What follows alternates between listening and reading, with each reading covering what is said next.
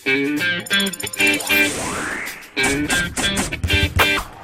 Talks, basketball talk by me, Juliano.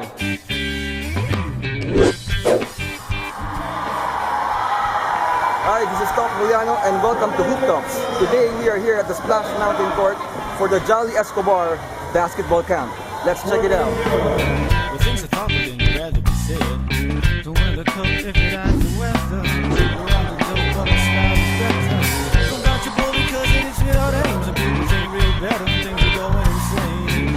1, 2, I got the best out of you. You feel the high end of the pleasure, but you ain't out of pain. It's elementary, boy, when you get it. Hello again, Hoop fans. This is Juliano for another edition of Hoop Talks. And today we are honored to have with us the 1992 first round number 3 pick in the PBA, the jolly good fella, Mr. Jolly ESCOBAR. Sir, welcome to the Science and Major City of Las Bañas.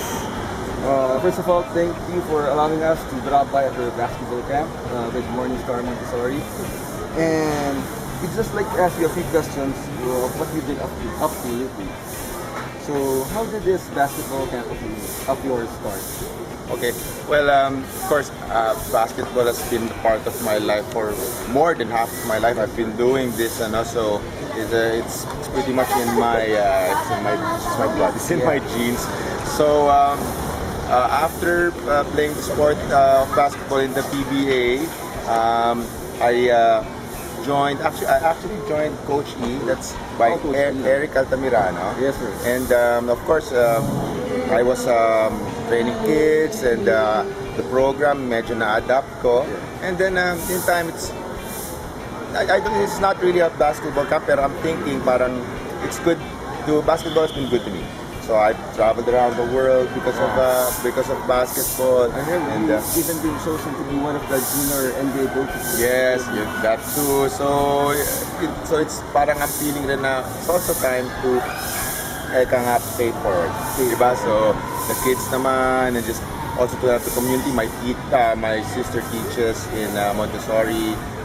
She asked me to help her out, and we have a very nice ongoing basketball camp in Montessori. Ang saya ng mga bata. We saw the game and it was really exciting and intense.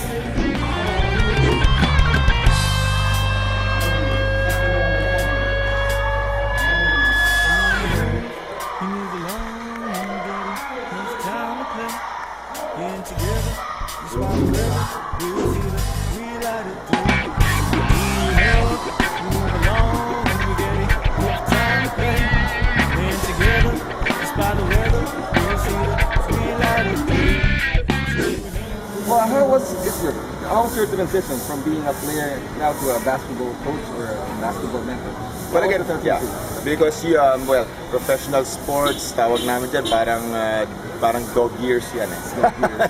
To put it bluntly, 30, 35 is already, you're like 90 years old.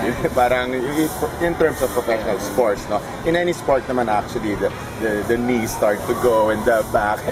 So being an athlete, correct. You do that every day, the practice, the games. So when you hit mga 30, 35, and then these young 25-year-old boys come, medyo ano na. So after that, the transition na to being a basketball coach, of course, ang dami namin natutunan, coaches, talagang hands-on sa basketball. So, being a coach, parang it comes hand in hand na lang, hindi second nature na lang. So, I handled San Sebastian with my friend, Coach George Gallant, for a little while. I handled a little school called Elizabeth Seton in Las Piñas for some time. Also, I was also with the San Beda staff for a little time, coaching staff. And lots of parties going on, Coach. So now I put up my own basketball camp, and I travel from school to school from time to time and teach kids how to play the game of basketball. Very good. You were part of the strong UE teams back in the early 90s, and seeing the brand of basketball these players play today, how can you compare it from how it was played way back during your time?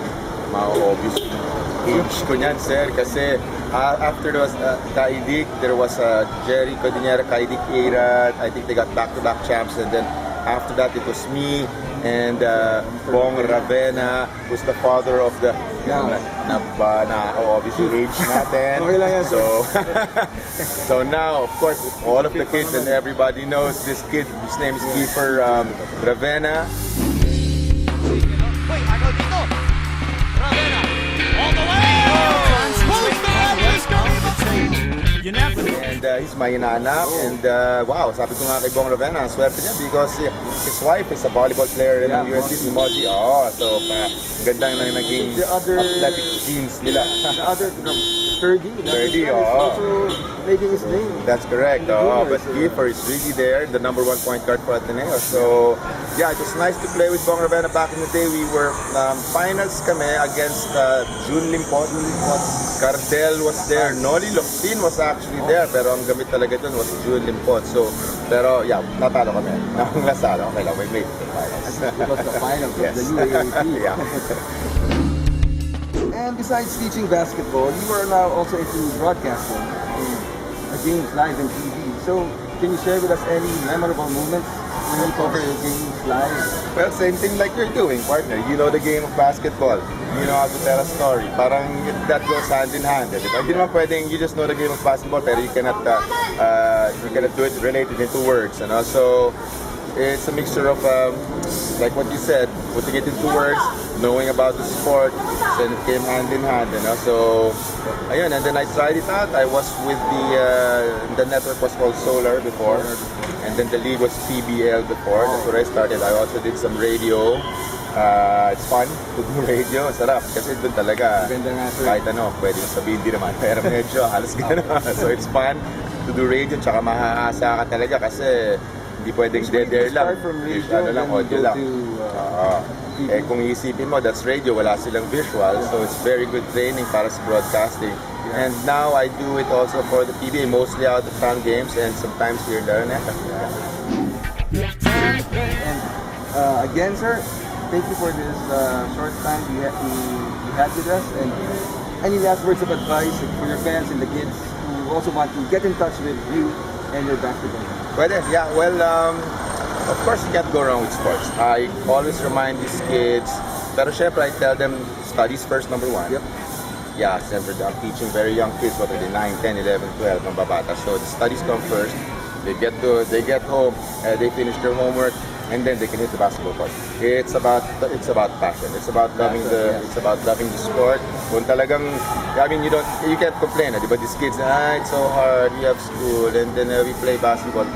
But if you really have a passion for the sport, I think that's the secret. Kasi you will find time to play the game. Diba? You'll do whatever you have to do, then you grab your ball, you'll hit the court, and that's it. That's how dreams are fulfilled. You're there, you're doing it on a day-to-day basis. Yeah, you really love the sport. Yun ang mga nakikita ko from my experience, mga nag-excel talaga. And we saw it live at your camp today and how the final culminating games were played. It was really exciting. It's fun. It's small kids, pero it's really fun to watch. And again, Top Juliano here for Good Talks. Sir, Mr. the Jolly Good Fella, Jolly ESCOBAR. Sir, thank you. Thank you for having me. Thank you. Thank you.